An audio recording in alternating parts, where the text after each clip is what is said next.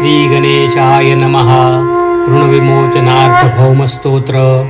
मंगलो भूमिपुत्रश्च ऋणहर्ता धनप्रदः। स्थिरासनो महाकाय सर्वकर्मविरोधकः। लोहितो लोहिताक्षश्च सामगानां कृपाकरः।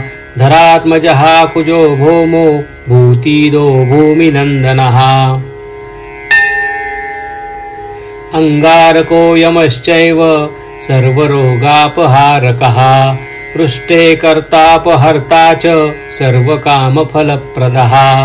एतानि कुजनामानि नित्यं यः श्रद्धया पठेत् ऋणं न जायते तस्य धनं शीघ्रमवाप्नुयात्। धरणीगर्भसम्भूतं विद्युत्कान्तिसमप्रभं कुमारं शक्तिहस्तं च मङ्गलं प्रणमाम्यहम्। स्तोत्रमङ्गारकस्यैतत् पठनीयं सदा नृभिः। न तेषां भौमजा पीडा स्वल्पापि भवति क्वचित्।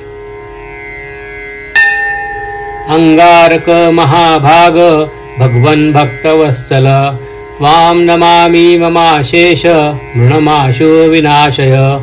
ऋणरोगादिदारिद्र्यं ये चान्ये ह्यपमृत्युवः भयक्लेशमनस्तापा नश्यन्तु मम सर्वदा।